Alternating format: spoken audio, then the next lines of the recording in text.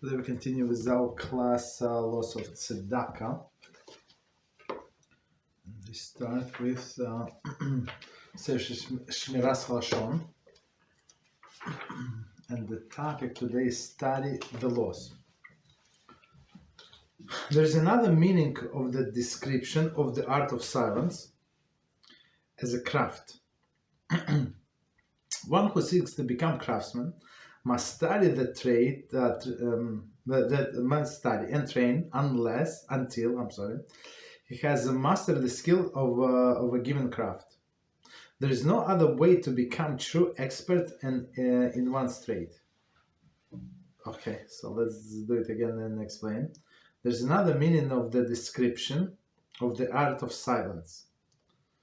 One who seeks to become craftsman must study and train until he has mastered all the skills of a given craft. So it is any craft in anything in life. If even if a person is talented, doesn't matter, right? Even if it helps a lot. A person is talented in a certain field, but unless that person works very, very hard on developing, improving the skill, it's not going to produce much result. Right? All of these musicians, right? They go through a lot of training. Okay. Practicing, right? Okay. There is no other way to become true expert in one's trade. Okay.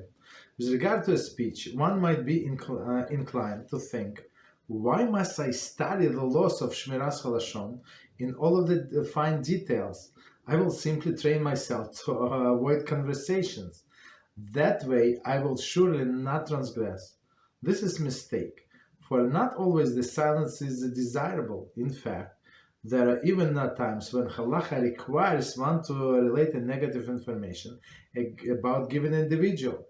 Therefore, one must study and know the laws of the speech in all the details, so that he will be truly master the art of silence. We're going to do it again, and it's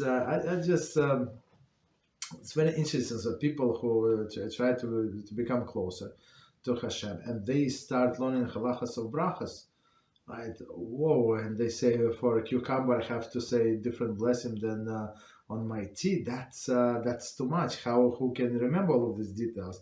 And people decide to do it, and like I heard many times that they would go do birchas hamazon every time. Literally, they would eat bread and say birchas hamazon. Why?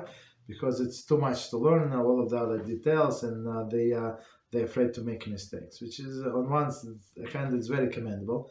On another hand, it's not practical, right? If you wanted to drink only coffee in the morning, you have only a certain time. You have 6 minutes, so you don't have time to eat bread and say birchas hamazon.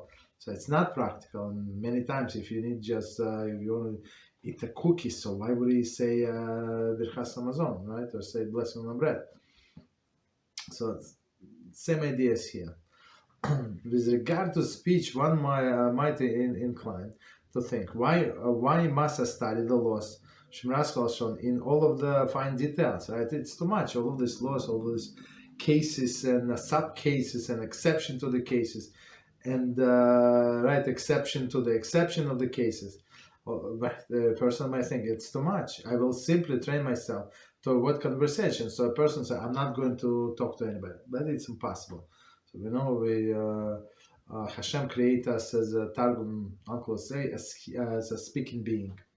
So our soul is the one that help us or make us able to speak. So to say that we're not going to speak, it's not practical. How about our family? Right, we're not going to talk to them, right? People on at our job or colleagues. Right? I will simply train myself to avoid conversation. So of course we understand it's not going to work. That way I will surely not transgress. Okay.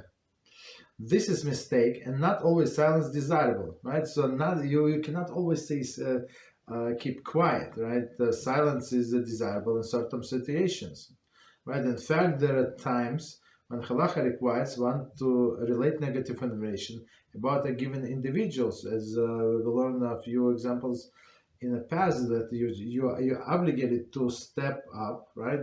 Like nobody asks you, but you have to volunteer the information because you're trying to prevent some undesirable thing to happen, right? Some partnership or marriage that is prone to be disaster, and because you have some information, you must speak up. You cannot be quiet, be tzaddik quiet. Opposite is true. Therefore, one must study and know well all of the laws of speech in all their details, so that he will truly master art of silence. Okay, so we learn little by little. Sometimes we go back, and of course this book is so many classes, so many lessons, so you can go over and over for many times. Okay, as did many our great Chachamim actually do, and the most famous one is Manchester Rav. And he was the Rosh Hashanah Manchester. He said, "Without Hafiz Chaim, I'm not leaving home." It's very interesting.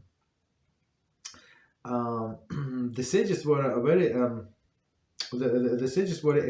very exacting in stating which craft should a man pursue in this world. For one might mistakenly think, it has been my way of many years to be careful and avoiding forbidden speech. I have more experience in this craft than the real craftsman has in his particular experience. Shmiras Haloshon is by now my second nature. To me, there is no longer any need for vigilance. Okay, to preclude this false notion, our sages said, which craft should one man pursue in this world? To indicate that all man's day in this world, he must be alert to the pitfall or forbidden speech. Okay, so let's do it again. And quickly we explain. So don't. One of the lessons that we must learn from this: don't be overconfident. Not only in this area, but in all of the areas. Right? Check yourself. Consult with other people. Okay.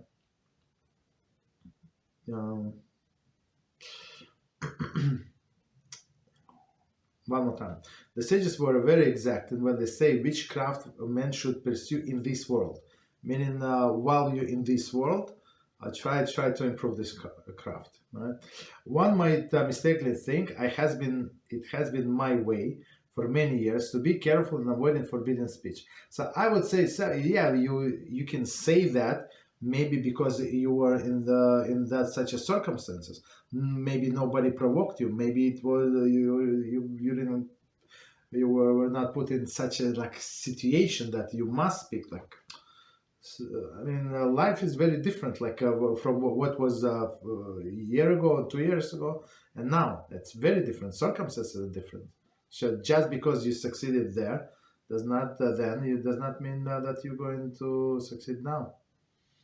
Right, I have more experience in this craft than the real craftsman has in his practical exercise. But the sages were very precise. Right, Shmiras Haloshon is by now my second nature. Second nature to me. There is no longer any need for vigilance. Of course, we know it's absurd. It's not true. Right, to preclude the false notion, the sages state which craft should the man pursue in this world. Right, so in this world, to indicate that all the man's days in this world must be alert to pitfall or forbidden speech. So always be alert, and there is no problem is to say I don't know. Give me some time. I'm going to get back to it. Okay, so in order to avoid the evil speech. Okay, any questions on what you said? Hello? Yes, go ahead, please. So what about the occasions where remaining silent may be offensive to the other party? In meaning not only not refraining ourselves from engaging in lashon hara, but refraining ourselves from speaking like nonsense or small talk. Mm-hmm.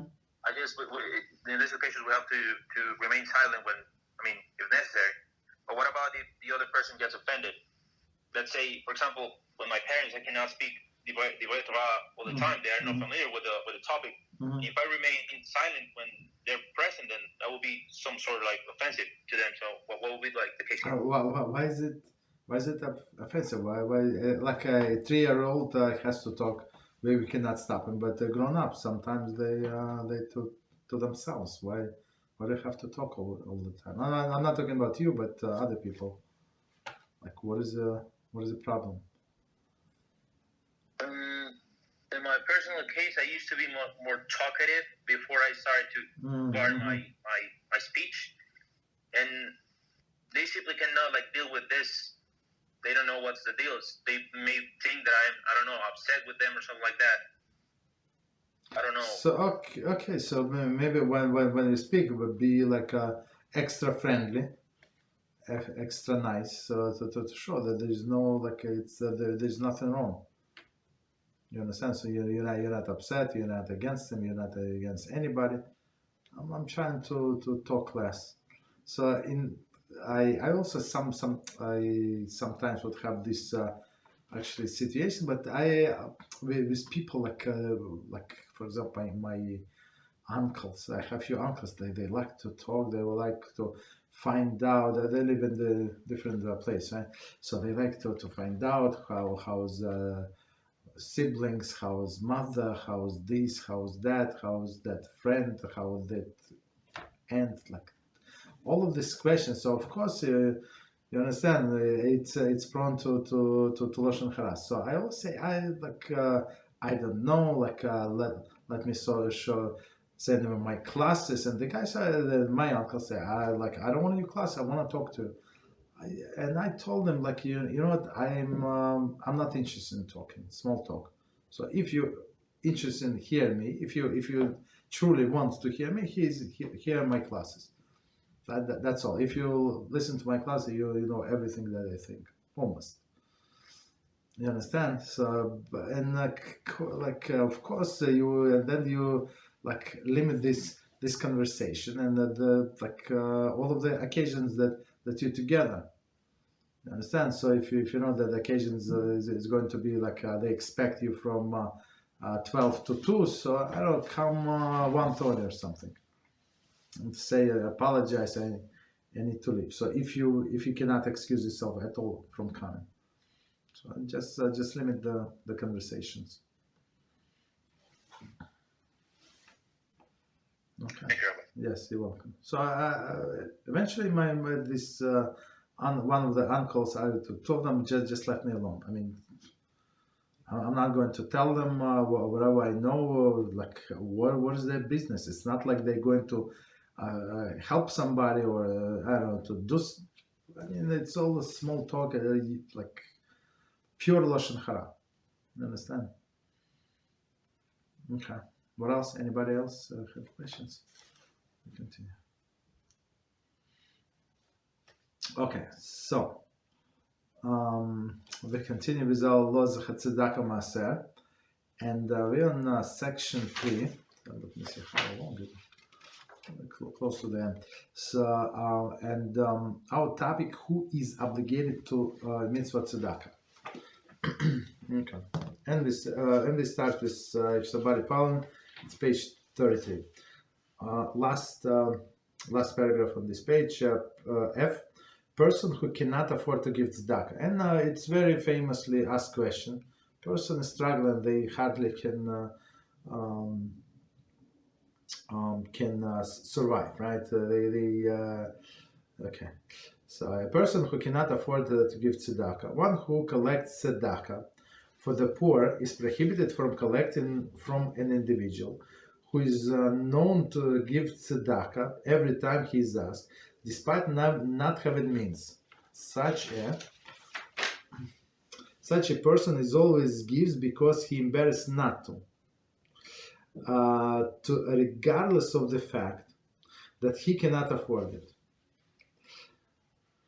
One is not allowed to put an individual in such a situation, even if the person wants to give. One may not accept tzedakah from him. And we're going to explain it. I mean, for me, it's a very sad situation. And people behave like that, and we're going to explain why. Okay, so now we're talking about this person, I guess, who comes and collects tzedakah. Right. So one more time.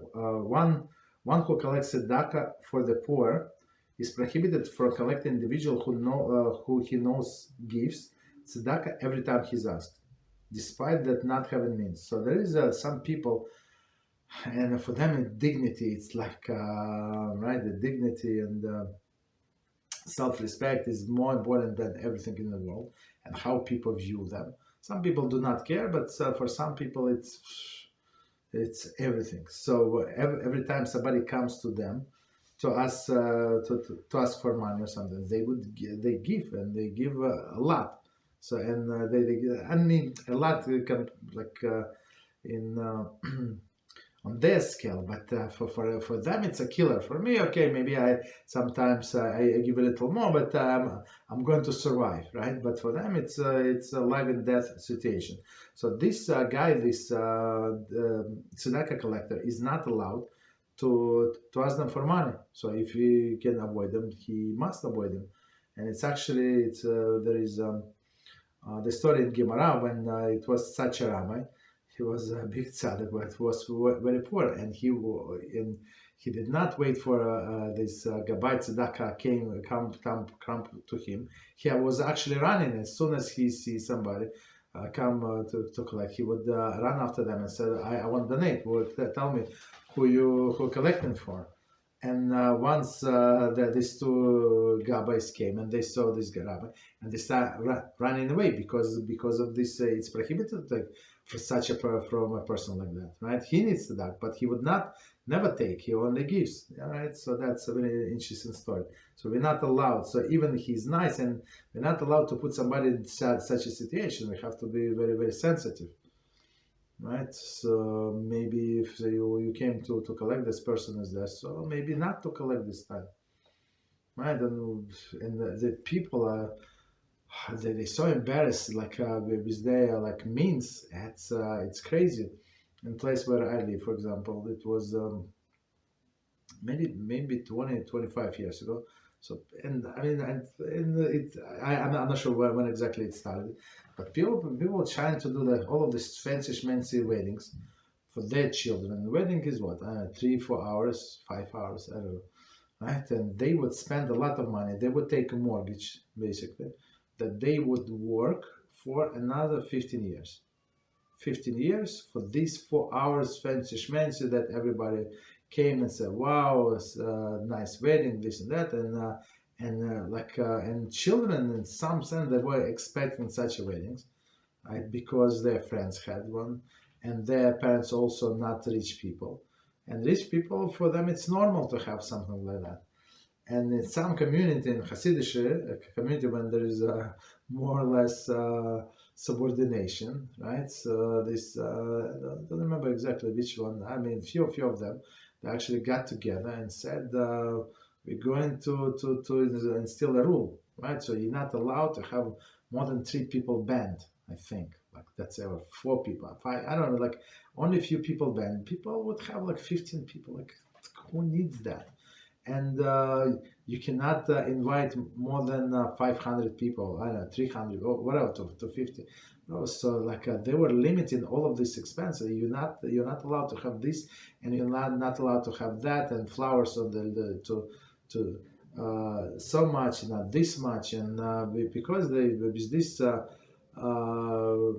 these rules, they trying to save people's life, because people like were working like for like slaves, many jobs just to look like rich in somebody else's eyes, and it was very, very sad.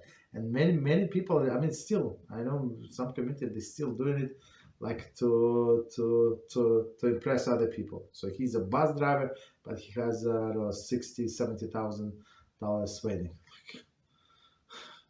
You see this? Okay. Continue.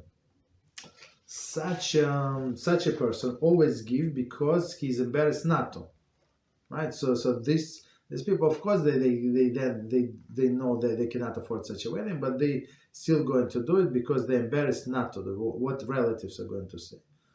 Okay. Regardless of the fact that he cannot afford it. right? One is not allowed to put an individual in such a situation. So as I said, maybe sometimes do not collect, just leave. You know the person is there, and he's going to try to give you money, right? So everybody would see. That's not a good idea. Even if not one person wants to give, one may not accept tzedakah from him. So I mean, of course, politely, respectfully, but do not take money from him. Next one, accepting from a non-Jew. Also, very commonly asked question. One should avoid accepting tzedakah from a non-Jew. However, one who is not able to raise enough funds for his needs from the Jews may privately accept the money from a non-Jew. So publicly, for sure, it's not allowed, right? If for whatever reason one is not able to accept donation from a non-Jew in private, he is permitted to accept it in public, provided that it would be impossible for him to live only from the nation of the Jewish people. So before we continue, so let's try to understand what is going on here.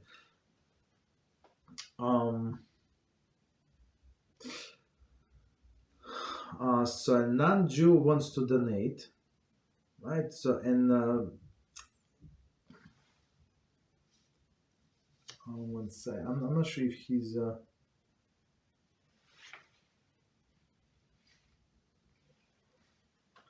So basically, sometimes like if it's in a shul or somewhere, so yeah, you can take money from a non-Jew and then use when non-Jews come and ask for whatever, because they do. So you can give them money from these funds. But now the case here is not like that. He's actually collecting for his cause, this person, and he cannot collect enough from Jews, right? So he's going to and I mean, so he's allowed to accept from non-Jews privately, of course, better, right? Because it's less embarrassing, right? So like you couldn't have you couldn't collect from Jews. Of course, it's very embarrassing. So okay. Or maybe it's embarrassing. Maybe it's the cause is not worthy for other Jews to invest in, right? So also possible. Okay. One may accept the help from the government assistance programs because it is not considered receiving money from a non-Jew, since the funds for such a program comes from a tax dollar paid by Jews and non-Jews alike. They both qualify as donors. So of course we try not to overdo with these government programs, but sometimes when you have a big family, right? Even if you have 6, 7, 10 children, even if you make $100,000, so I mean it's nothing. It's nothing to support this family. If you pay tuition, you pay just food, how much costs, and all of this clothing, everything. A lot, right? So even, of course, but to make $100,000, you have to be some kind of professional or business or some. But if you're a regular worker, of course you're not, even if both of you are working. So it's not, right? It's not such easy thing to survive. So people get some like partial assistance from the government, right? So, which is absolutely normal. So of course they not lie. Of course we're not allowed to lie on applications. You fill the application with all of the correct information. If government said that you qualify for the help, so you can get. So and it's not considered to be very interesting as money from a non-Jew, because it's a mix from Jews and non-Jews, and you of course you pay taxes and something and everything, so you can get the money. So that's good. So it's not considered to be money from a non-Jew. One should not place pushka in a place frequented by non-Jews. If, however, one did place pushka in such a location, an animosity would be created. If it is removed, it should remain there. So I'm not sure why animosity would be created. It's, usually they say put this pushka, it's a tzedakah box, right? In the stores, in different stores. Sometimes in some stores you have like 5 or 6 pushkas. I mean, people collecting. So you have change. People put change in, like, I mean, they usually put it on the counter by the register. Of course, so the cashier would look over, right? And they give you change. It's like natural to put this in a pushka box. Okay, but he said very interesting. One should not place the pushkas in a place frequented by non-Jews. Okay. If, however, one did place a pushka in location, an animosity would be created if it were removed. I'm not on this. I tell you the truth. I'm not like following why there would be animosity. Like, what's the problem? It should remain there. Okay. So I mean, this non-Jews want to give you money, want to have your pushka, this charity box. Okay, no problem. You can have it. Continue. Accepted from a non-Jews for a shul. That's I'm not sure if you published this video, but that's not good. If a non-Jew gives money for a shul, it may always be accepted. Okay. No, we did about stolen money. One even is permitted to approach a non-Jew to raise funds for such a purpose.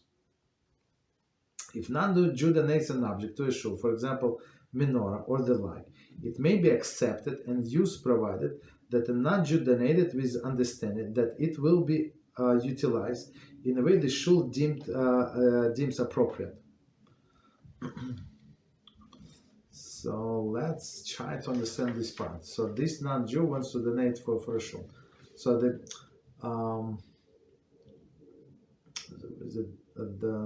clip that we did, I'm not sure if we published, I don't remember published or not. It's about when people try to do a shortcut. These people who try to raise money, shortcut, and then would take money from not such an honest person, businessman.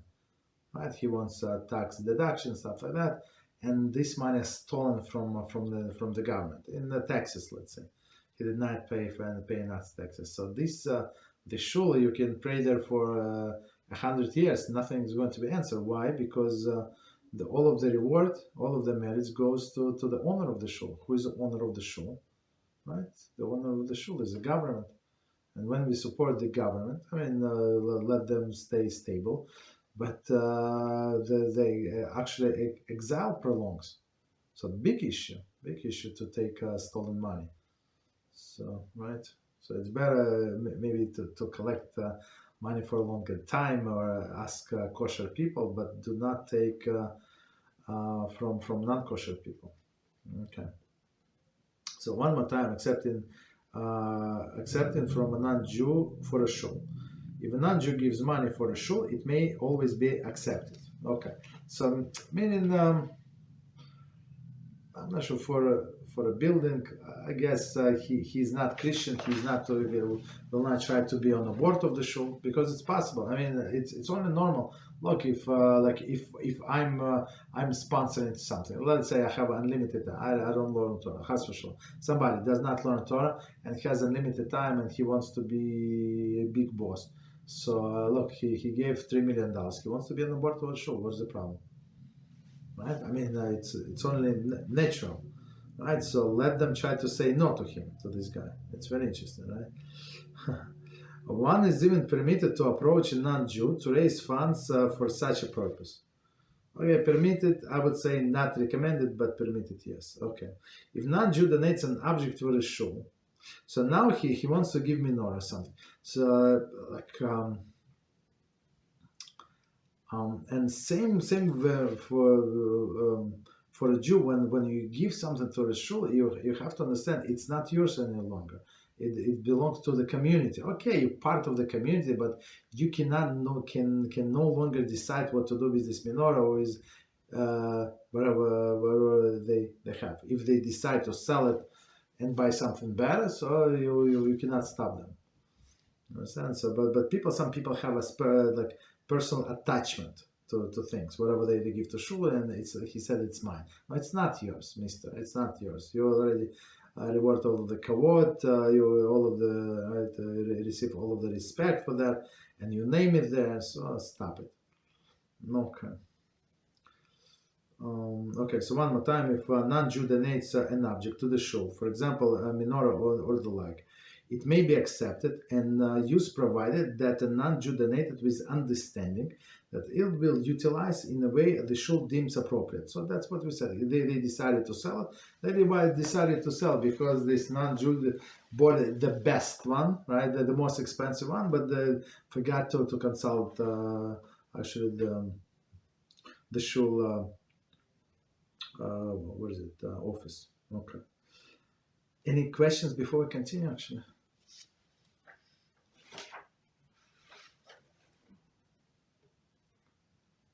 no questions. Okay, no problem. So that's. I mean, those. No. Next one is one of the asked questions. Okay, from non-Jews and the next one. Go ahead. Go ahead, please. Sorry, there's a question on the board in regards to this. It says, I wonder if the rules of accepting from non-Jews, including those include governmental funds for yeshiva. Yes. That's the problem. You see, as soon as you accept all of this money from government, they think that they should have some say in it, in your education. So I mean, on one hand, you cannot afford the education, right? So you don't send your children to the public school, which costs a lot of money. So it's always normal, like logically normal and logical to get some money from them, from the government. On one hand, on the other hand, the more money they give you, the more they feel like they're partners. Partners have a say in whatever we say, whatever we do in that building. You understand? So it's like they would some control in some sense. Hasidic yeshiva, Baruch Hashem, and where I live, most of them do not take anything from government, never. Okay, so if they don't take anything from government, so there is no say in a government. Right? Of course, yeshiva is not as fancy schmancy, but there are God-fearing people that come out of those yeshivas. Majority, of course. Okay. What else? Any other questions? Okay. Continue. So next question. Accepting tzedakah from Israel Mumar. So all of these clowns, right?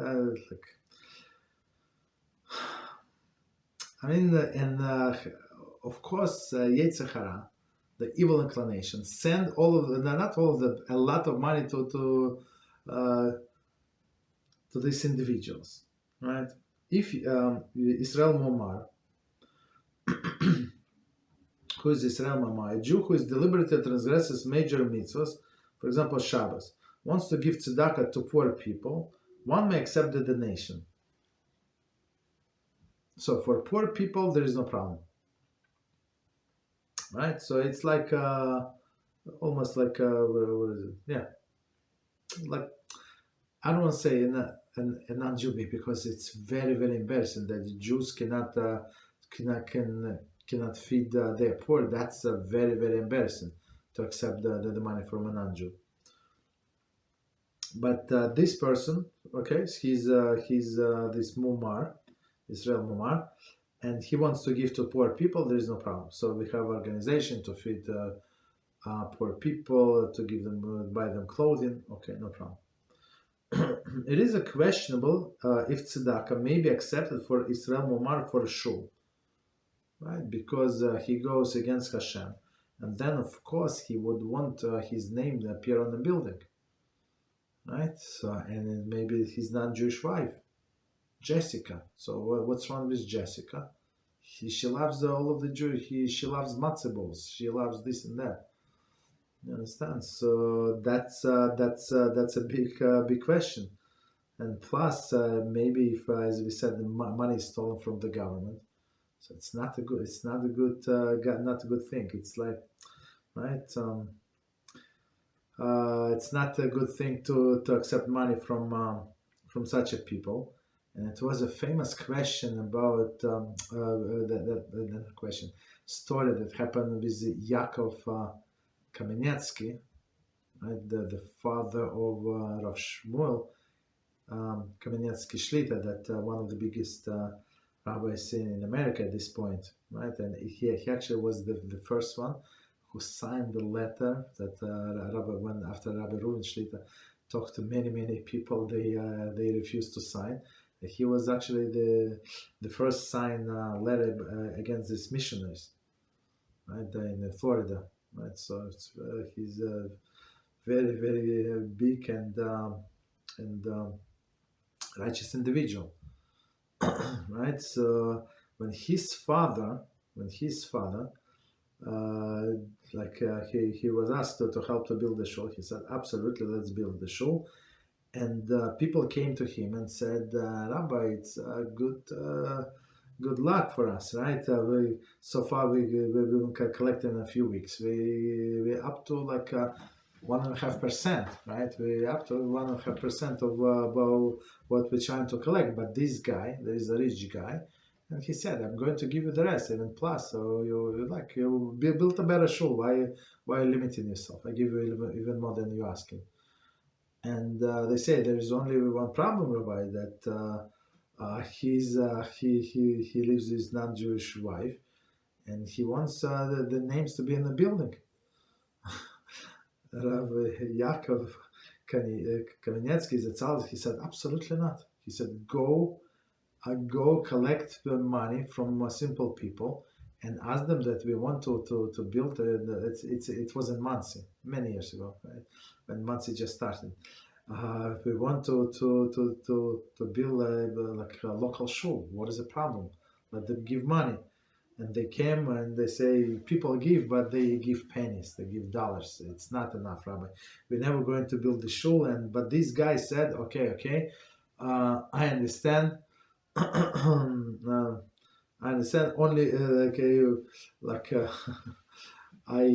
I'm going to give money, right? And if you don't have, if you don't want to put my wife's name on the building, so we can have only like a sign of this family, Rosenberg's family. Okay.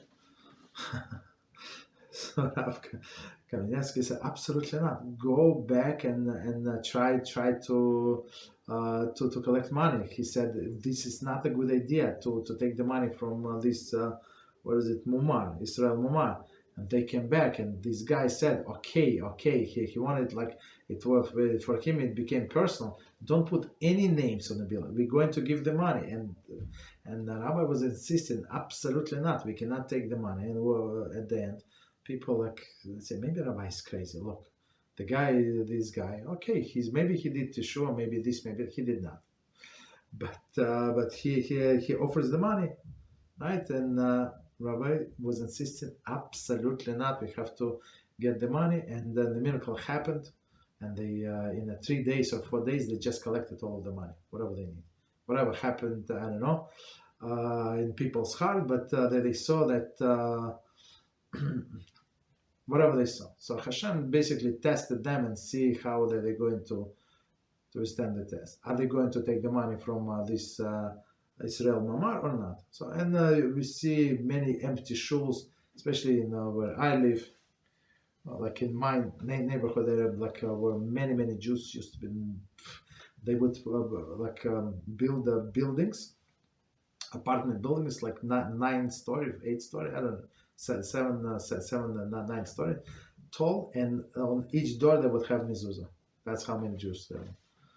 Later on, people died, people moved out, but there are many shuls, and many of them were sponsored by these not such religious people. And guess what? It's all went down. So, but that shul of Rav Kamenetsky is still standing. It's flourishing. Actually, the neighborhood grew and prices went 3 times high, or 4 times high compared to what it was. Baruch Hashem. That's how Hashem sees when Hashem sees that you're Mesirat Nefesh, you try and self-sacrifice, and you try to do everything right, he's going to send you money. If it's shul needed. If not needed, you can take from this guy and I don't know, and lose everything. Okay, so continue. So it's questionable if tzedakah may be accepted from Yisrael Mumar for a shul, right? However, it has become a custom, unfortunately, to accept tzedakah for a shul or a yeshiva from Yisrael Mumar. But if you're going to have crooked children coming out of this yeshiva, so you must know that it's because it was sponsored by this guy, and all of the credit goes to him, and unfortunately. Okay, so next one. Supporting Mumar or non-observant Jew. So that's also a very famous question, right? So somebody said, okay, I have a brother, and he's not observant. Am I allowed to give him money? He's in trouble, this and that, right? He lost his job, right? Am I allowed to pay his rent, or let him go borrow in the bank, or I don't know, his credit card, and me not helping him, right? So it's a very good question. So it says, halachically, a Jew who purposely does not keep Shabbos and is called Yisrael Mumar, and if he is in need, one should not give him tzedakah. Right, so halachically. However, there are different halachas regarding someone who does not know any better or does not have a Jewish upbringing. Okay, so that's okay. Today, most not observant Jews do not know any better, and one would be obligated to support them if they are in need. When one is in doubt, one should consult a Rav. So when you consult a Rav, it depends who you consult. I mean, of course, we're not trying to be like to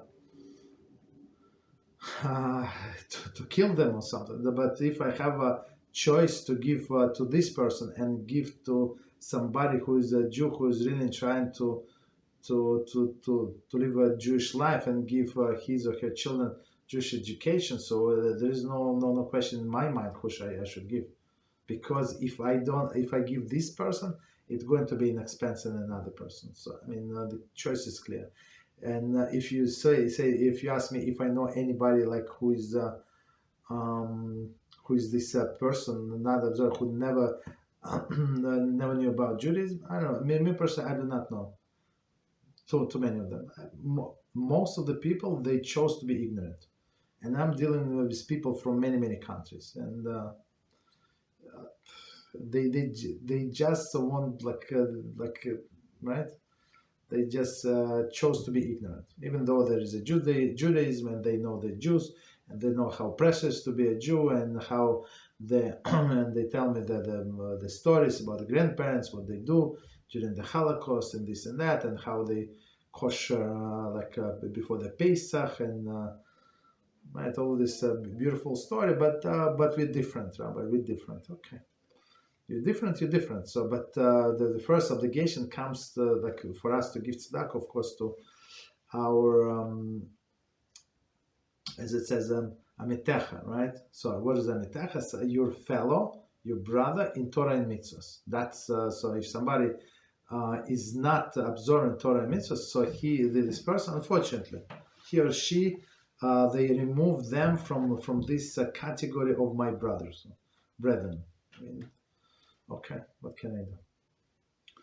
Of course, if you see that you give them some food and you give them a lecture and it's going to work, yeah, you can give it to them. Continue. Next one.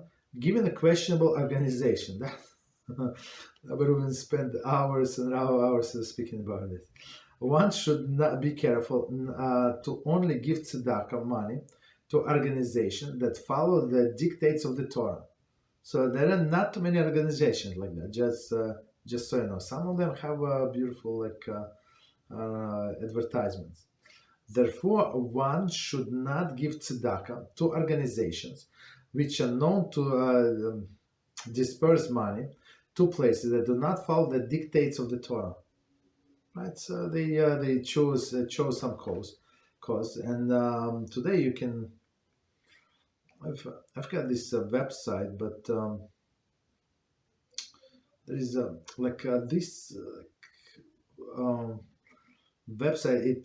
It gathers the information from IRS about this non-for-profit organizations, and you can see their income tax, right? So even though it's not for profit, but there is a profit, and you can see there how much all of the presidents are making, vice presidents, all of this, his sister, his brother. Sometimes people make a lot of money, a lot. Right, so there could be some volunteers, but when a person gives to such organization, forget about the end cost, where the money is going to go. A lot of money do not go anywhere. They're going to be spent on offices, and just see it's in income tax. I mean, if you know how to read it, it's very clear, like how much been spent for like internal upkeeping. Continue. Next one. Supporting one who is deficient in his character. One is obligated to give tzedakah to one who is lacking midas, midas and character flaws. Okay, so just because he's I don't know, some lacking some character traits does not mean that we should not support him if he's in need. So it should not be one of the reasons. So if he observes Torah, Mitzvah, sometimes maybe he's annoying, he's behaving crazy, he's, I don't know, obnoxious, he's talking in the shul, but okay, so maybe he does not have, not maybe, for sure he does not have Yiras Shamayim, but if he's in need, so we would be obligated to give him. So next one, last one in this chain, so it says supporting non-Jewish charity. One is permitted to give tzedakah to non-Jewish charity in order to facilitate peaceful coexistence between Jews and non-Jews. So, but if no pressure, basically, so we should not give, right? Okay. So, any questions on what we said? We finished that third chapter. Yes, go ahead, please. Question of word. It says, what if the Yisrael Mumar's transgression is stealing? Can one accept his tzedakah to poor people?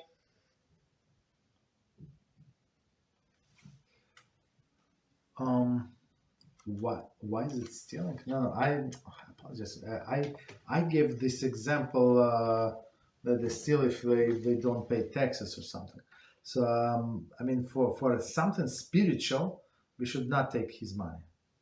Right? I mean, even though at the end he said the custom today is to take his money, but even these big rabbis who would take money, so they would make press this person to make some kind of teshuva. You understand? To accept something on themselves. So he said, I would take your check, but only if you accept upon yourself to do something that you're not doing now. So now, like if person is teshuva, is Baal teshuva, at least he's on the way to teshuva. So this big mitzvah, this reward for this mitzvah is going to help him a lot. Meaning what? That one mitzvah brings another mitzvah. You understand? But he has to understand. So he's not in such a good situation, and he is not doing us any favor, even if he does. You understand? To give by giving us money. But to poor people, it's like a physical need is not the same as spiritual need. So you can take money. So as we said, you can take money even from non-Jews, but for non-Jews it's very, very embarrassing. And we see what this non-Jews did. This what was it? Angelic, I don't know what are these Christians, right? So they say that they're pro-Israel. And then in the board of many charities, on many Torah institutions. Why? Because they give money. So I mean, it's only normal. Like if I invest, my charity is investment. I want to be part of the part of the decision process, how this money is spent. Like it's normal, right? So when Jews start accepting this money, so it's a slippery slope, basically. Okay, what else?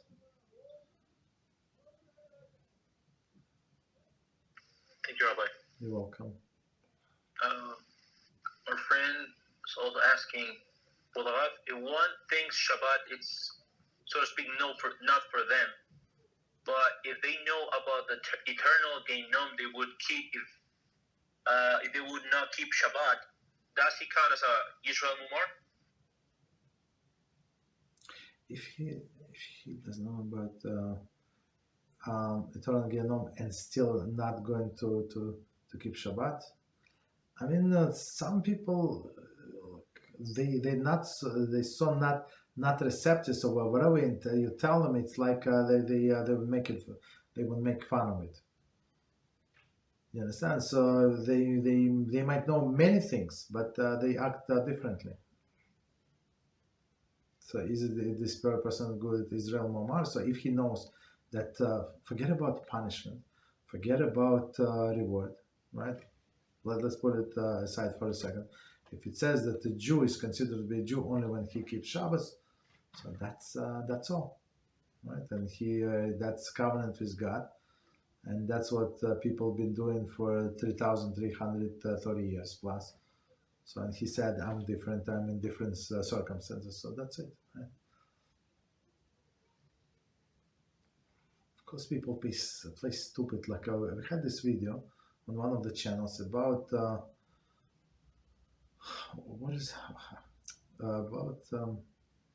this nation Kuzari, right? So it was a cut from the clip. It was a cut from the clip. It was like somebody asked me a question, and I gave I don't know, maybe 3 minutes answer from Kuzari. Just explain the book of Kuzari in 3 minutes. Okay. So, and so many people they wrote like all of the commentaries. Like and some of the Jews that's what on some substantial things that can change your life, can affect your world to come. Zero comments, some likes, but zero comments. All this nonsense. I mean, who cares? Still, we don't know who these people are. The problem. I mean, maybe some of them Jews, maybe not, but some of them went back and converted different religions. Okay, so I mean, it's such a irrelevant question. Everybody's expert. I was shocked. Several people wrote pages, and not pages, I don't know, a lot. All the information, analysis, who the Kuzari, this region, that region, what happened. Like, you understand? So my point is, people when they will want to learn something, they would learn. The problem is that it's a hara directs them to the wrong way, right? Why? Because they have no merits. That's the thing. So, but if you take money from this person, so it created already merit, big merit for that person. So while you're there, while he's doing one mitzvah, so push him to the next mitzvah. Understand? That's what I always try to do. Okay. So we can go actually to like question on any topic. So we finish chapter number 3. Go ahead. What else? Thank you, Rabbi. You're welcome. May I ask a question about this book, but from last week's lesson that I forgot to. Okay. Page 32, it says that if a woman has knowledge of her husband having someone else's property and he does not want to return it, the wife is permitted to return the item since she is saving her husband for an avera. However, if a woman knows that her husband is not giving the amount of tzedakah that he should, she's not allowed to give tzedakah for him. Yes. In the case, this is in the case of tzedakah, but what about the case of Maaser? If she finds out he's not giving enough Maaser, is she allowed to give the remaining part? No. So stealing. So what is the difference? So let me quickly to put it in perspective, so everybody on the same page. Maybe not everybody were in that class. So in that class we said that women many times they in charge of all the funds, right? So men goes to work, woman runs the household. She does all the shopping, all the bill payment, this and that, and they are very good at it, right? To do everything precisely in the right time and stuff like that.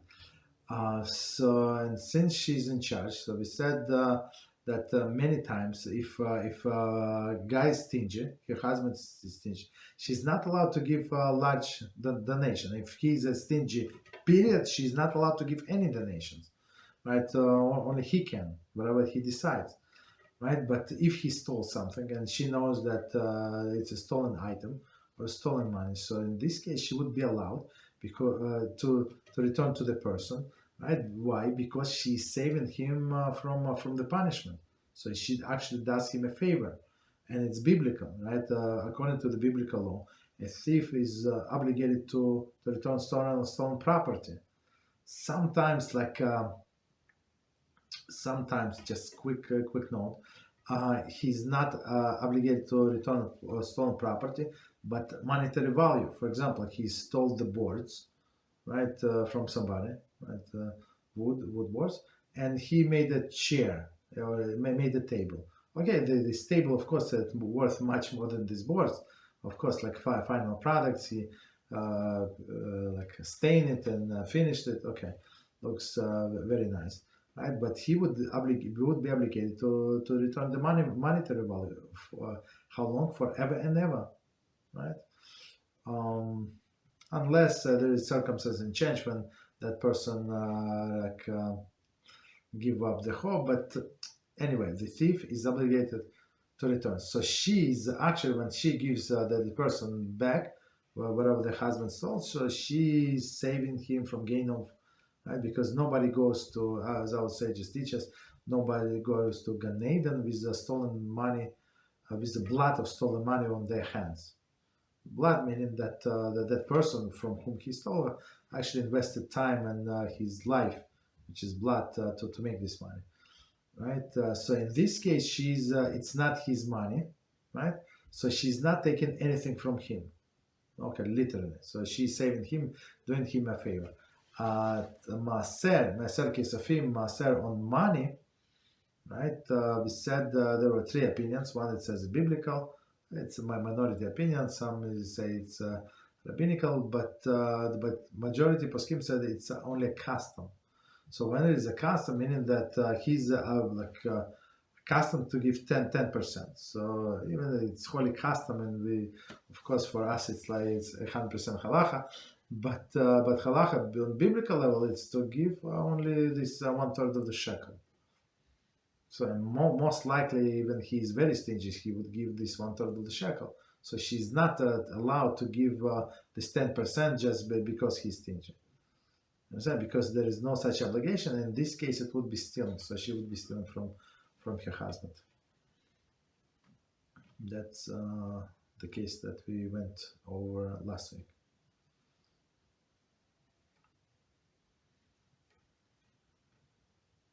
Thank you very much, Rabbi. You're welcome. Good, very good question. Maybe, I mean, it on the face of it, it looks like exactly the same cases. Yes. Mm-hmm. Thank you, Rabbi. You're welcome. What else? So may I ask another question? Please go ahead, please. I don't see if your friends are still typing their questions on the board. Okay. So I was wondering if when a person dies, his body actually rots based on the sins of the person. And okay, let me put it another way. So if a person that is righteous dies and his body doesn't get buried right away, is the soul still gonna suffer or not?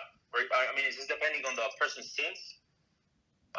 Why do I make this question? Because I believe in the Gemara in Masechet Baba Metzia 84b, I guess it is. It speaks about the dead body of Rabbi Elazar, that he was not buried and he was kept in the attic by his wife. Yeah. And it doesn't mention that he was like suffering too much because of it, and because he was so righteous, his body was not rotting.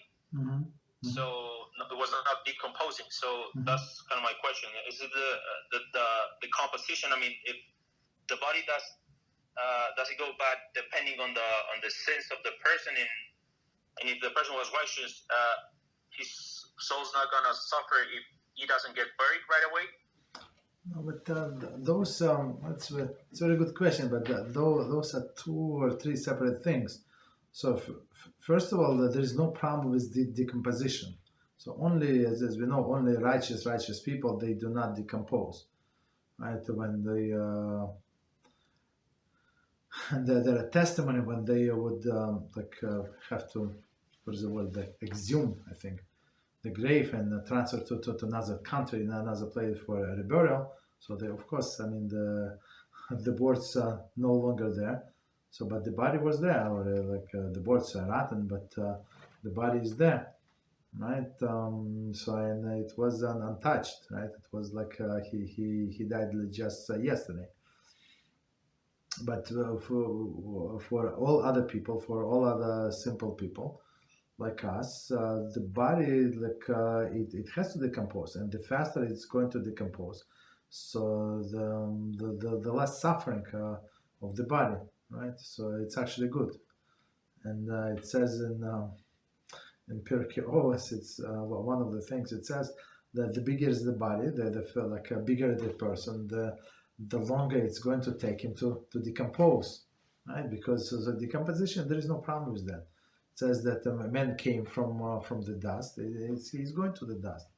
It's not like something derogatory. But the problem with the rotting, it's a rotting of the bones.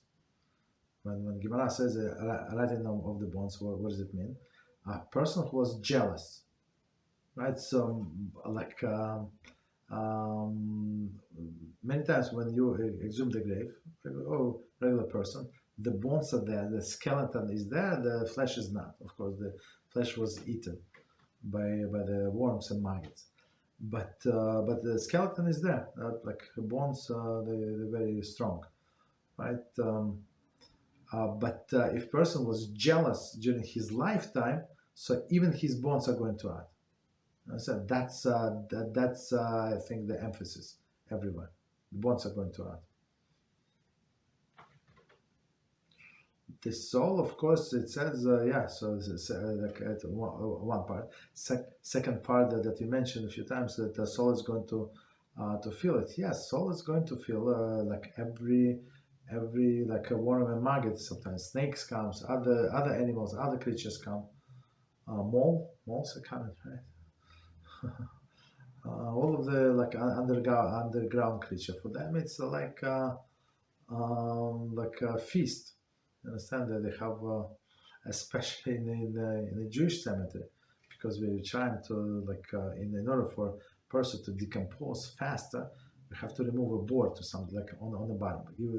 We cannot bury without graves, at least in Western society, because that's the rule of the government.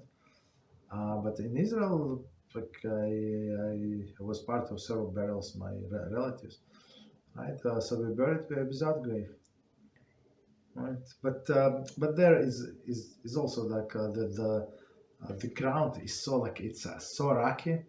So it's near Haifa on the north.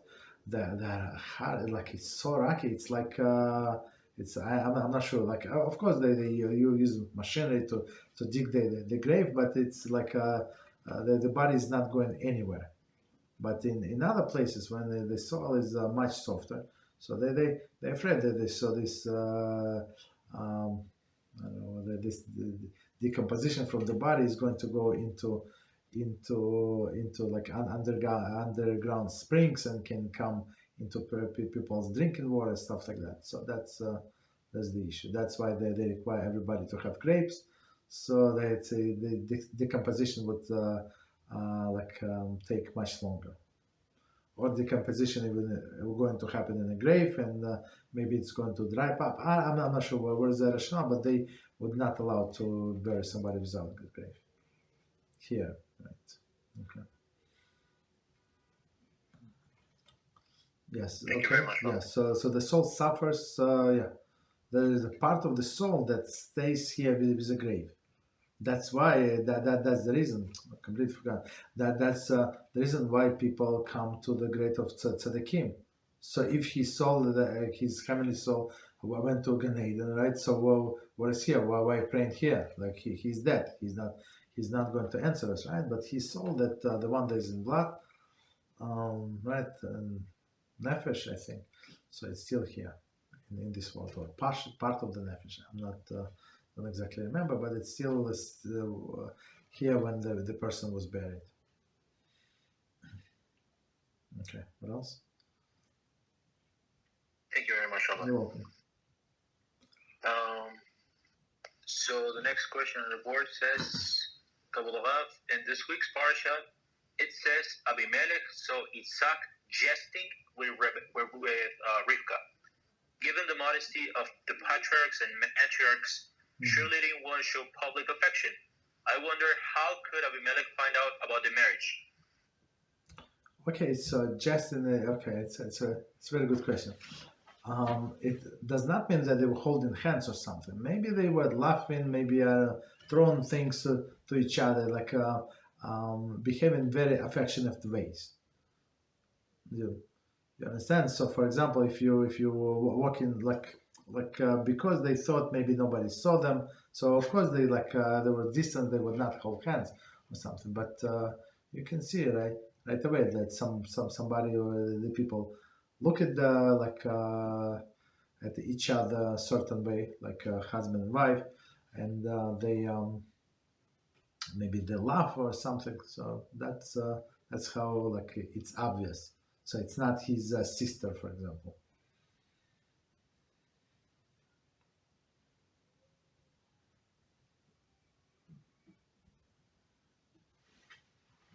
Thank you very much, Rabbi.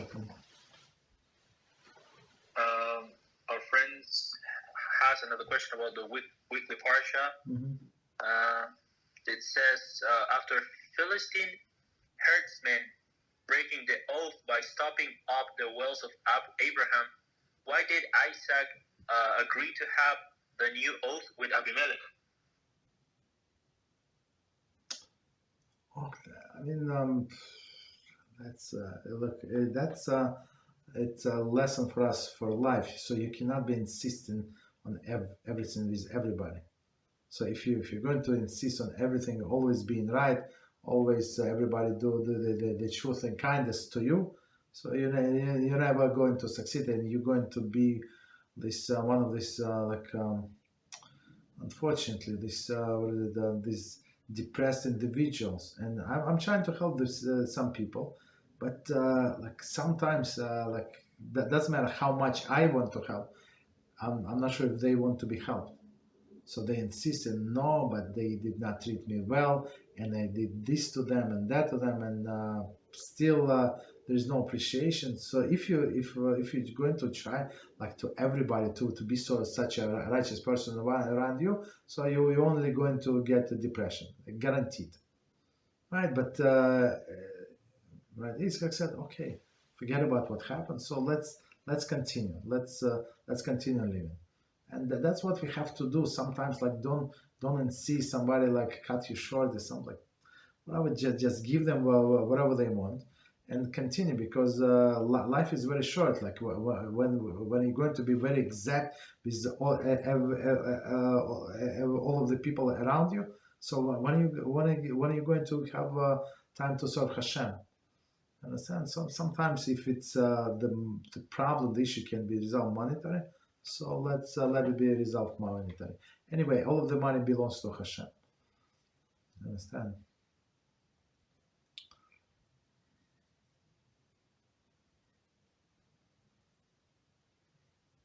Thank you very much, Rabbi. You're welcome.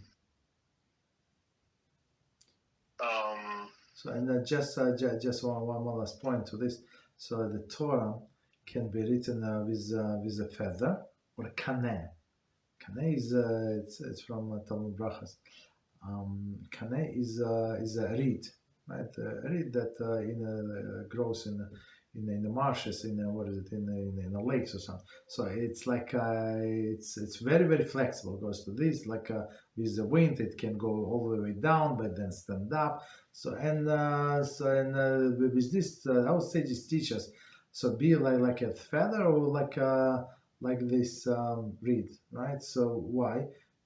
Like Torah was written to teach us the lesson. You have to be flexible. You cannot always have be like stern or something, right?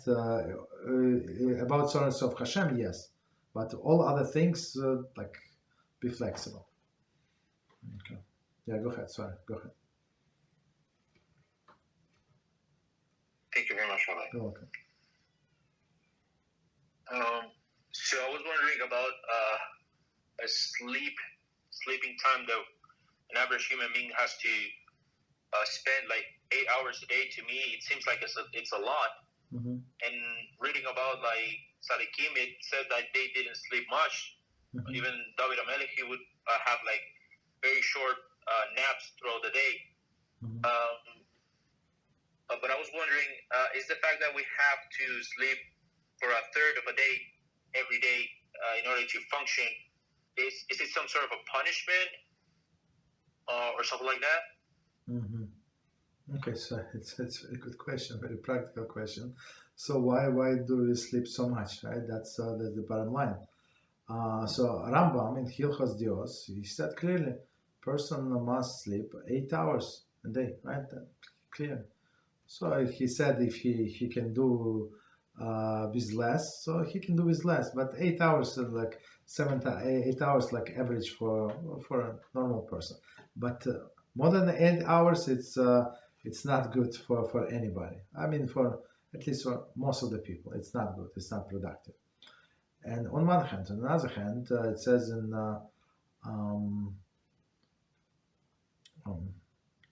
Hilchas Talmud Torah, laws of studying Torah, Rambam said that the nights were created only to study Torah.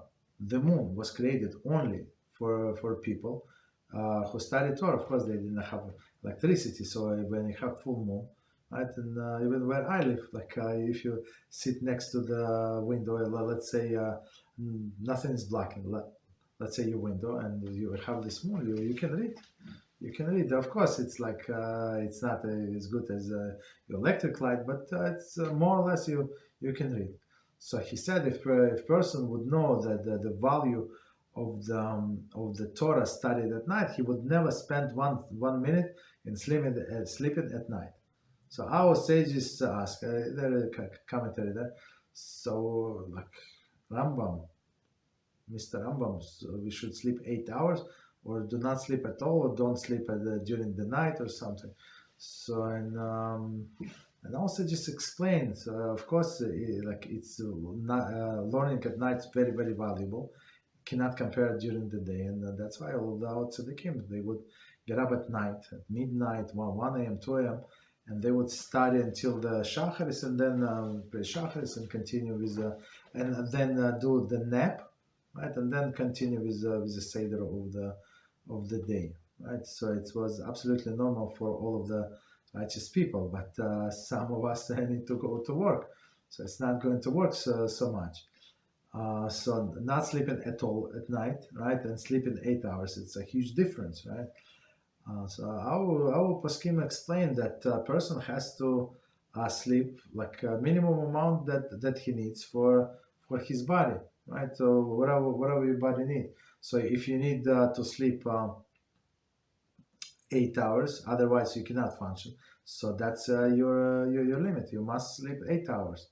So if person can go can do with 6 hours, let him sleep 6 hours, right? If he can function normally after 6 hours, that's the thing, right? So if you can learn the whole night, learn the whole night. If you need to sleep 8 hours, sleep 8 hours. You understand? So because Torah expects us to go in ways of nature. So most of us, of the ways of the nature. Meaning, if you you need to work to support your family. So if you're going to go sleep, you're going to be a big hero and sleep 3.5 hours when you need 8, and you're going to work and you will be very unproductive. So it's actually, it's not, there is no mitzvah. Let's say you learning Torah, it's actually not the other opposite is shown. You're actually stealing from your employer. So he expects you at 9 a.m. or 10 a.m. To be on your peak of your productivity, right? But you're at 9 a.m. and 10 a.m. You're very, very sleepy. You're trying to keep your eyes open. Understand? So sleep as much as you need to. So of course, as we just said, usually for average person, it's from 6 to 8 hours usually. So okay.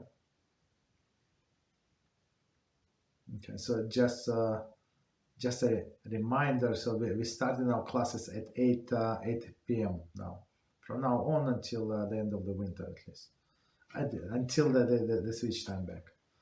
Okay, go ahead. Any other questions? Thank you very much, Rabbi. You're welcome. About this issue of sleeping or sleep, I heard the Satan is the one that is in charge to get the person tired. He's in charge to inflict tiredness to the person. Mm-hmm. So I was wondering, how can we recognize, how can we spot if the tiredness we're having at certain points of the day is inflicted by the Satan or is because we didn't sleep enough? Mm-hmm. I mean, as I said, we have to go by the natural ways of the world. So if you know yourself, if you know your body for so many years, and you know that you must sleep 7 hours minimum, let's say, and you slept 4, so it's it's normal. So it's not Satan. But if you say sleep 8 hours, you need 7.5, but you slept 8, and you're very, very tired. So that's it's you're only tired only when you're involved in learning Torah, do something productive. So as soon as I saw it many times, it's like almost fell from my chair laughing. Of course, I did not even smile, but it was unbelievable. I saw it many times with my eyes. Right? So we used to have a guest, like every Friday we have a guest, every Shabbos day we have the guest, right? And people who are like a little far, removed from the Torah, we're trying to bring them back. And we try to speak Dvar Torah, and person he sits on at the table. So even in the winter, when Shabbos starts 5 p.m., so a person would go fall asleep, and he cannot and it's I mean I feel so bad for a person, but it's very, very interesting to watch this, right? I finished, or somebody else has finished, right? Saying Dvar Torah.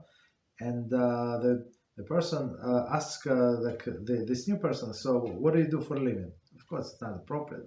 I cannot stop I cannot be a big policeman. And this guy got alert, and he started talking somebody give him a shot or something, talkative shot.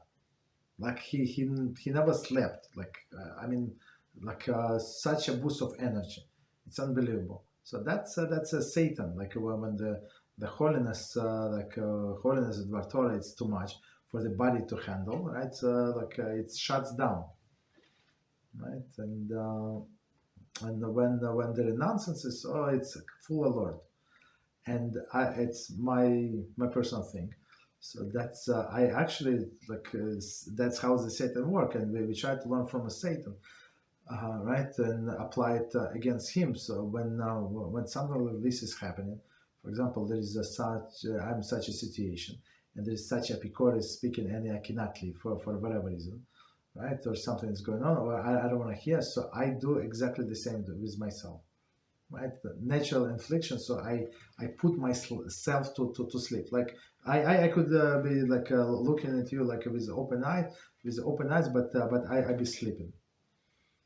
You understand? So I was training myself for some time. I mean, sometimes it works, sometimes it doesn't. But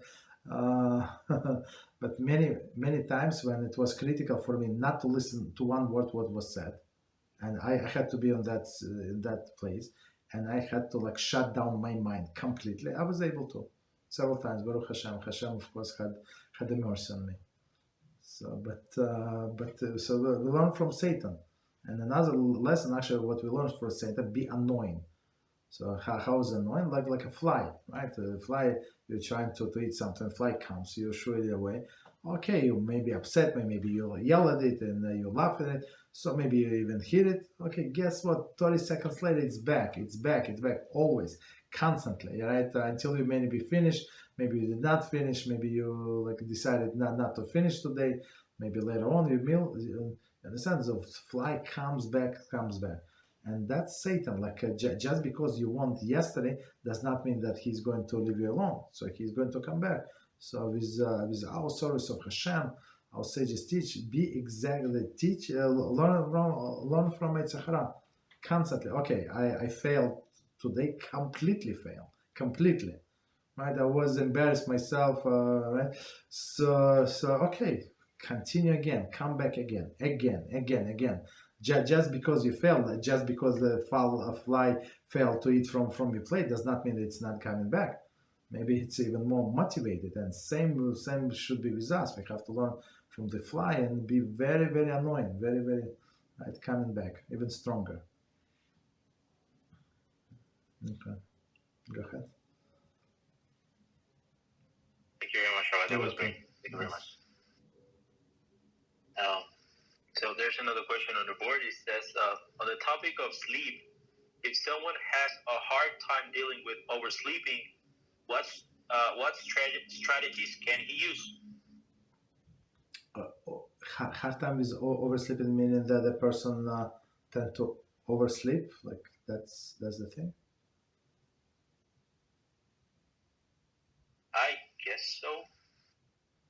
I mean, yeah, that's the only thing it says. It says oversleeping, but okay. Yeah. Okay, no problem. So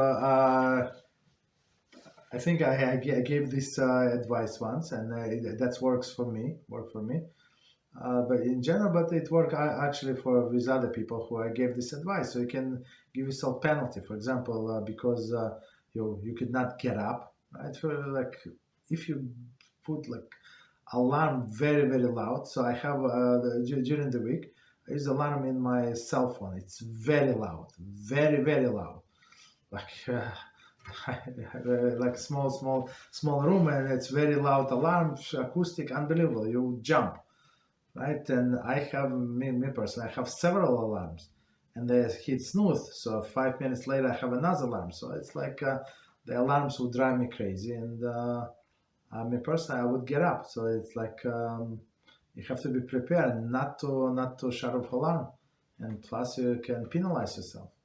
Right? So if I'm going to oversleep to like 15 minutes, I'm going to give whatever significant amount for you. Not small amount, significant. Significant amount that you would feel very bad. Okay, maybe even 1 day of your salary, maybe half a day of your salary, like significant. Okay, so and like everybody understand the penalty, and that's why people do not drive faster. Because why? Because there are cameras. So where I live, you see, they're not hiding. I'm not sure if they connected, not connected. That's a different story. But they clearly said the camera, so watching you. So like people stopped going on a red light. So it's in olden days. So you don't see police. People going like on a yellow on red light, right? Who cares? There is no police. But now when there are cameras like in intersection, they take pictures. People start driving much more nicely. At least in that area. In different area, they still do whatever they do. But so meaning what? That penalty helps. So we have to penalize ourselves. Yes.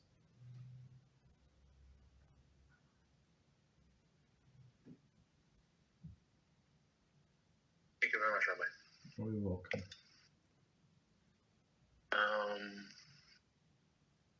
The next question says, I wonder if it's a good idea to just have a simple ceremony in shul and spend the money in kiruv rather than having a wedding. Is having a wedding a mitzvah? Wedding mitzvah for other people. So that's very, very good question.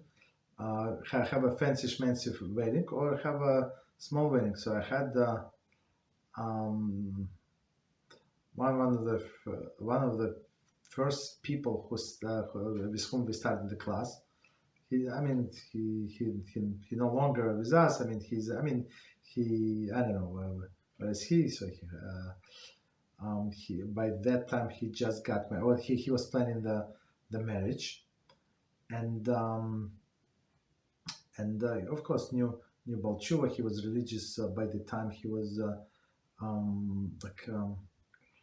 maybe 3 months, 4 months. I don't know, maybe 6 months.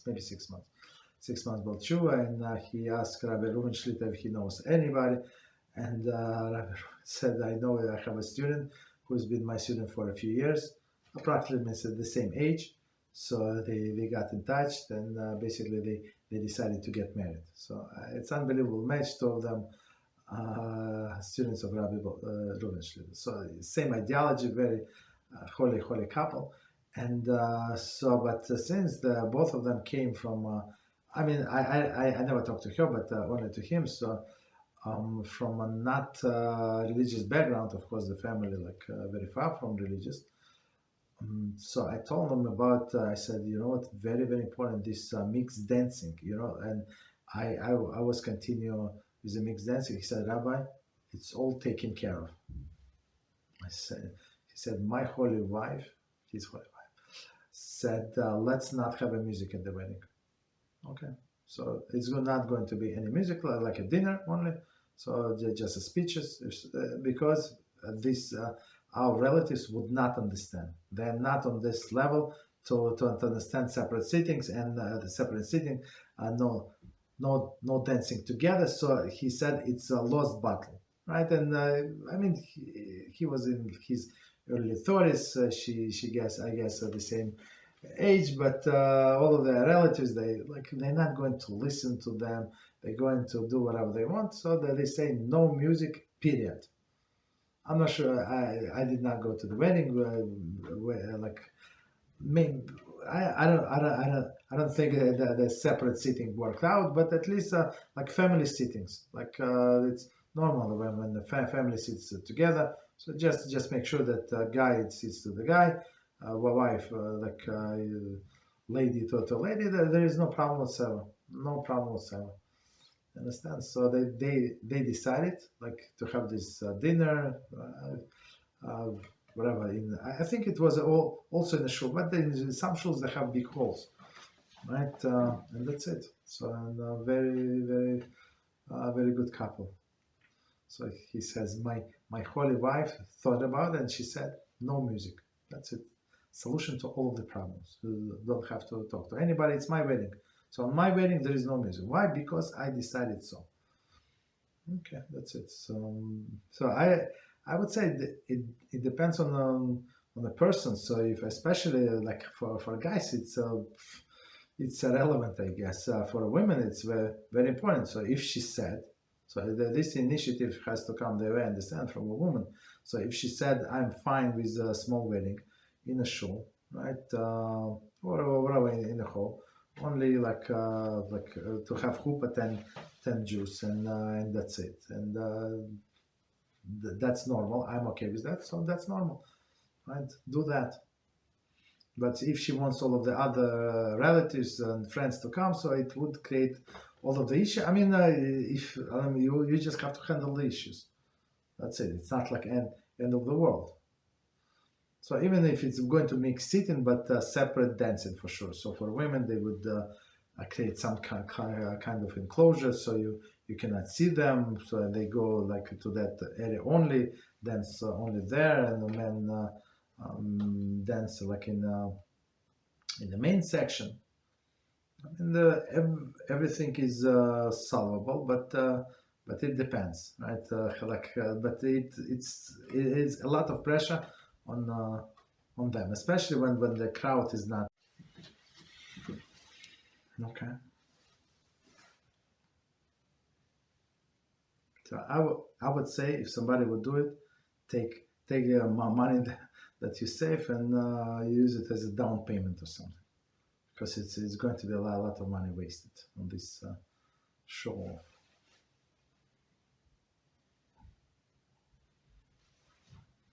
Thank you very much, Rabbi. You're welcome.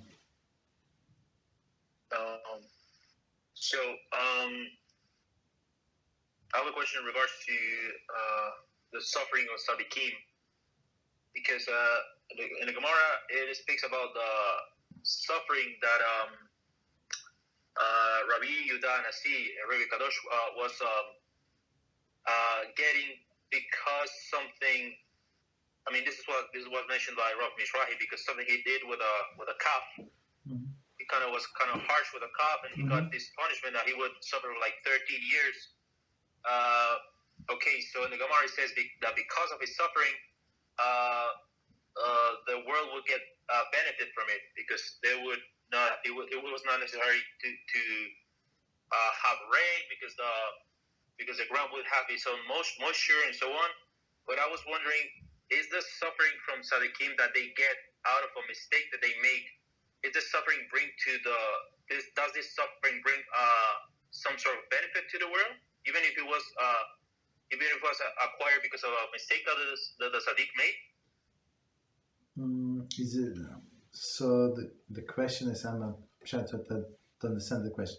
So the question, if tzaddik made a mistake and he's going to suffer as a cause of this mistake, is world is going to benefit? That's the question. Yes, is the world going to benefit from it? Okay, so that's a very good question. So I mean, as we understand this punishment, so just quickly the summary of the story for people who do not know, just quickly. So the calf was led by a butcher, I guess, to be slaughtered, or by the owner, and the calf understood what is going on, and he ran and hid behind what is it, like a cloak or something, like raincoat, like a coat, and like a baby coat of Rabbi Yehuda Hanasi, right? And he looked at the calf and said, "Come on, where are you going? Anyway, like that's the reason you were created for, right? To be slaughtered and to be a kosher meat. Go, no worries, just go." And because of that, he was suffer. He suffered like 13 years. I don't remember exactly.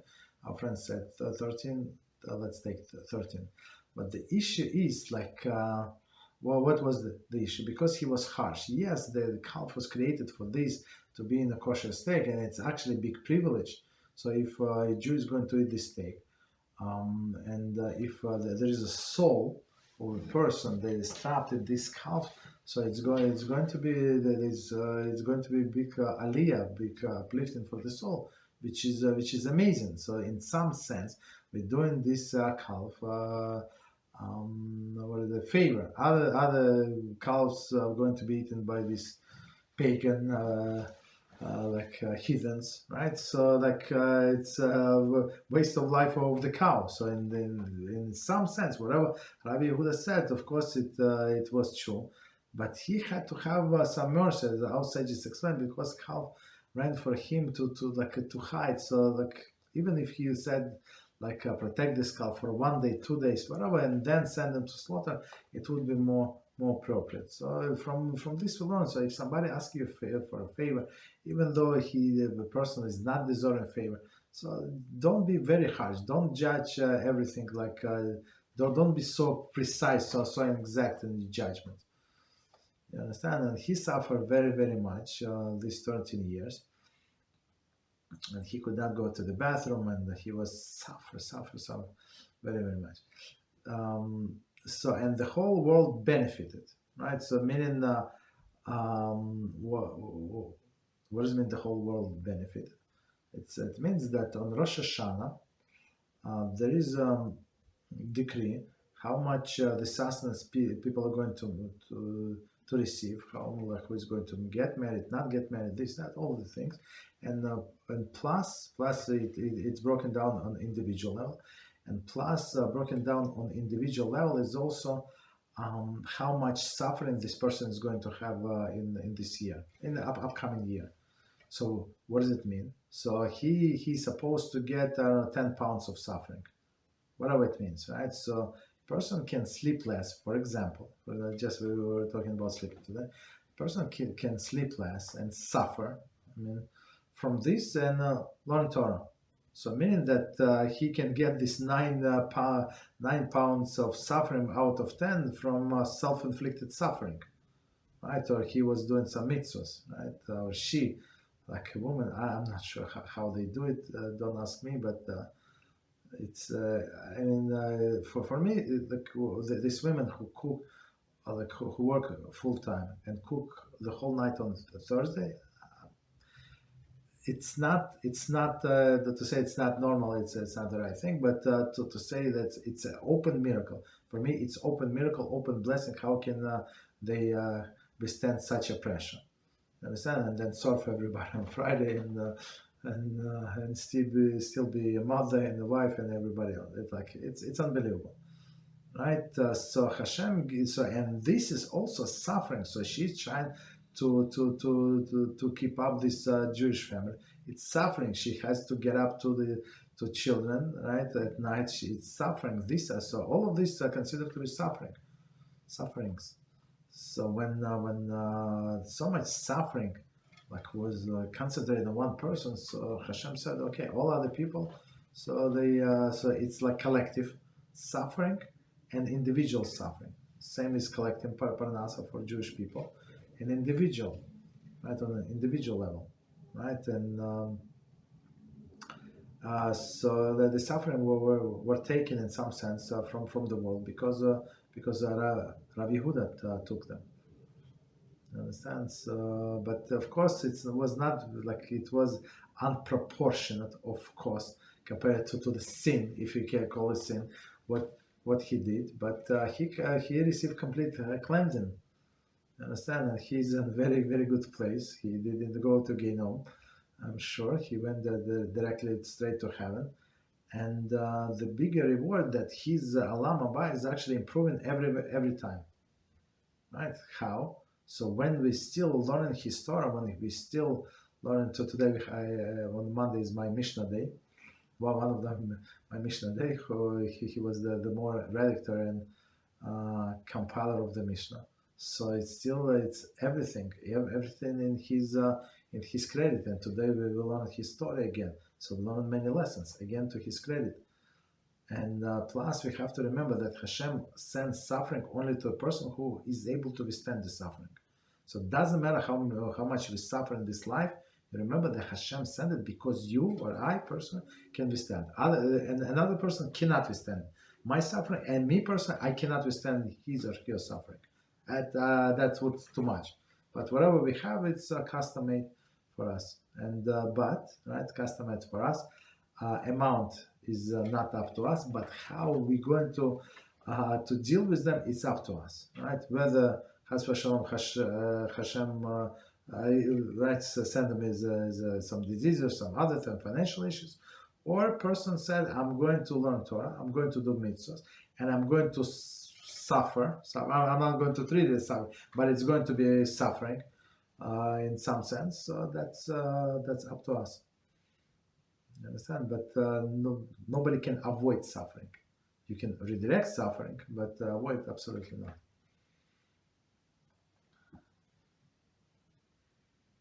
Okay. Thank you very much, Rabbi. That was amazing. Thank you very much. You're welcome. What else? I don't see more questions on the board. May I ask a couple of Allahi questions? Yes, go ahead. I was wondering if both beans and rice, they are both like grains. Why is the blessing for cooked rice mezonos, and for cooked beans is hadama. Okay, so that's a very good question. So let me just repeat the question, elaborate it a little. So we have 4 grains, right? That the main grains, it's oats, wheat, right, barley, spelt, and rye, right? All these 5 grains, and people all over the world make bread out of them, and bread is a staple food, right? The main food. So in olden days, like if you read the books, what people ate, right? What people ate, they ate bread. That's it. So not only in Israel, but in all the countries. Of course, rich people had vegetables, but vegetables, we must understand, vegetable was seasonal, right? In the winter or fall, people, I mean, maybe they have preserve for the vegetables, maybe yes, maybe no. So, but the bread was the main staple food, right? And all of these products from grain, from these 5 species, if it's not bread, right? They will say by mezonos, and the things that satiate. I think that's approximate. I don't remember exactly how it translates, but the things that satiate the person. So we would say this blessing on cookies, on pasta, on many things, right? Cakes. And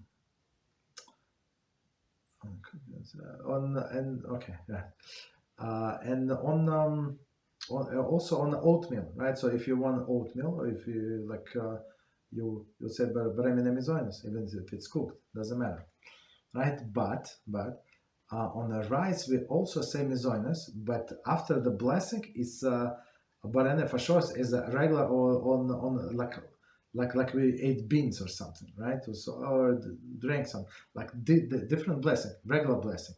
So the first blessing is irregular. It's like all of the 5 species, but end blessing is a regular. So the answer is, so our sages say that in I think if I remember correctly, they say 1/3 of the world. I think that was the number, maybe a mistake. So 1/3 of the world like you eat rice is the main dish. So they would not make bread, because as we know that the bread is to make is the hardest food to make ever. You understand? With rice, if you just cook it, like prepare, like not you dry it, I don't know, whatever they do, it's not a big deal. Tomatoes, vegetables, you clean it, you cut it, and it's ready. Chicken also, okay, you have to salt it, this and that, but it's not a lot of work. But to make bread, it's 10 steps.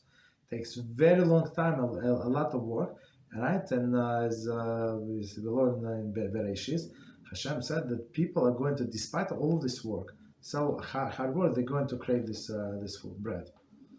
Understand? It's very interesting, right? And staple food, but in 1/3 of the world of the countries, they would not eat bread. They would eat rice for satiation, right? So I mean, instead of the bread.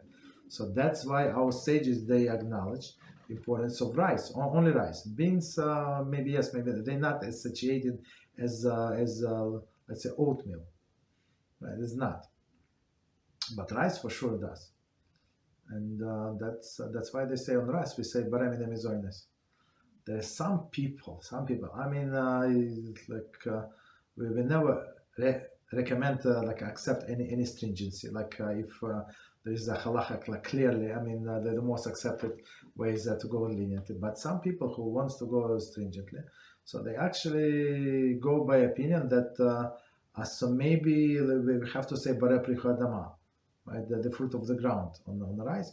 So okay, in this case they do two blessings, not on the rice, but intend to eat the rice. For example, they would take a cracker, for sure mezonos, say bless him, mezonos, and take some other food, the fruit of the ground, whatever is it, maybe some beans, maybe a tomato, cucumber, whatever little piece. Say on it, blessing. Of course, when you say the first blessing and second blessing on this cracker, on this piece of cucumber, you mean that you want also your rice to be covered, and that's it. And your rice is covered according to absolutely all opinions. Do you have to jump to all of the hoops? Absolutely not. So I mean, I mean, if it's easy for you to do it. But otherwise, I would say don't do it. Just say B'rei Minei mezonos, and majority of the poskim, that's what they say. Not everybody, but we can rely on majority. But after the fact, if person did not know, or he knew or forgot, and say Bara Pricha Dama on this food, okay, after the fact, it is covered. Because it is true, this rice is fruit of the ground. No problem whatsoever. So rice is an exception. So don't derive any loss from rice. It's exception. Okay, what else? Thank you very much, Rabbi. You're welcome. Well, one last question about so is it problematic if animals drink water that was left uncovered overnight? It's a very good question. If animals, so I had the student ask me a question. They have a netilat yadayim on next to the bed, and they have cats, and cats come. They drink from that. I think I'm not 100% sure, but I think it affects only humans. This bad spirits affects only humans. I mean, so the original issue with uncovered water, just so we understand, was that maybe snake drank from it. So if we're going to drink from this vessel, maybe like from the water, from the milk or whatever the people left uncovered, they even drink wine. The way I understand the snakes, right? So you have to keep all of these things covered. But water, if you're going to wash our hands, so technically, like logically, I'm not talking halacha because I'm not sure about. I mean, we're trying to think like logically about halacha. Like if you wash your hands, right, and there is a snake poison on the hands, let's say, God forbid, and the person washes his hands, his face, like after wake up, he can die. Chas v'shalom. Right? This poison can go through the eyes, through the nose, through the mouth. Right? Very, very simple. Doesn't have to drink even. Right? But I think the accepted opinion is, I never heard it. Like again, it's not halacha, but I'm trying to build, like, understand from logic. I never heard anybody said that you have to cover this cup, netilat yadayim. Okay, so never. Okay, so and most of the people would keep it next to their bed.